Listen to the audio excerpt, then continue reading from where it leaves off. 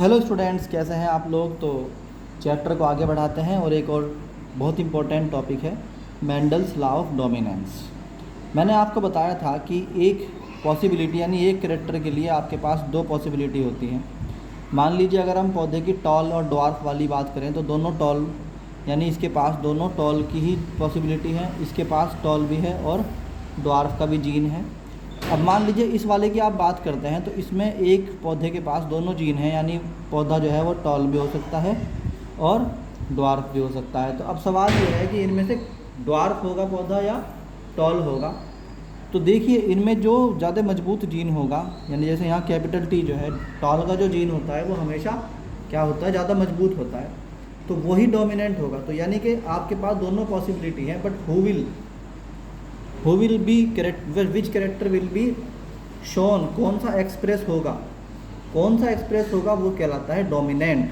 तो Mendel's law of dominant कहता है when two homozygous plant representing two contrasting trait characters are crossed, जब दो होमोजाइगस यानी मान लीजिए दो कैपिटल टी और दो स्मॉल टी, यानी दो एक ऐसा पेड़ जिसके पास दोनों ही प्योर कैपिटल टी है और एक ऐसा पेड़ जिसके पास दोनों ही क्या है, स्मॉल टी हैं। अगर ऐसे प्लांट आपस में इंटरसेक्ट या क्रॉस करवाए जाते हैं, then the trait that appear in filial one generation called dominant trait. तो जोन सा पहले वाली में आया, जैसे यहाँ पर हमने पिछले भी लेक्चर में क्या बना के दिखाया था, आपको एक क्रॉस बना के दिखाया था।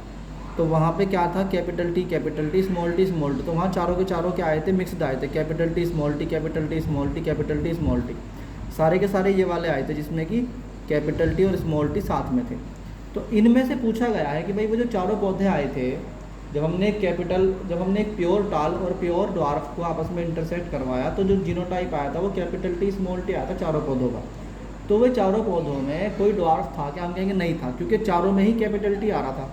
और जब कैपिटल टी आया तो फिलियल वन यानी फर्स्ट जनरेशन में क्या हुआ, डोमिनेंट कर गया टॉल।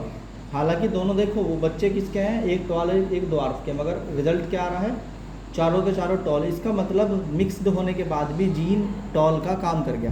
तो इसी को बोलते हैं इफेक्ट ऑफ डोमिनेंस। तो पहली जनरेशन में जो दिखाई देगा वही इफेक्टिव माना जाएगा, वही डोमिनेंट माना जाएगा।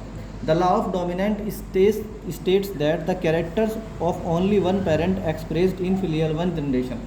तो पेरेंट तो दोनों थे भाई, पेरेंट तो टॉल भी था ड्वार्फ भी था, मगर किसका डोमिनेंट हुआ, टॉल वाले का। यानी किसी एक ही पेरेंट का जो वो है कैरेक्टर वो डोमिनेंट होगा, दूसरे वाले का दब जाएगा। तो चारों के चारों पेड़ क्या होंगे, dominant trait is shown by capital letter. जो भी डोमिनेंट होगा आगे भी पढ़ेंगे हम। तो कैपिटल लेटर का मतलब होता है हमेशा कि ये डोमिनेंट कैरेक्टर या ट्रेट दिखाया जा रहा, और स्मॉल का मतलब होता है ये रिसेसिव है यानी कमज़ोर वाला है। तो कैपिटल टी का मतलब डोमिनेंस और स्मॉल टी का मतलब रिसेसिव। तो ये था लॉ ऑफ डोमिनेंस। ये बात समझ में आई आपके, इसको नोट कर लीजिए। Thank you.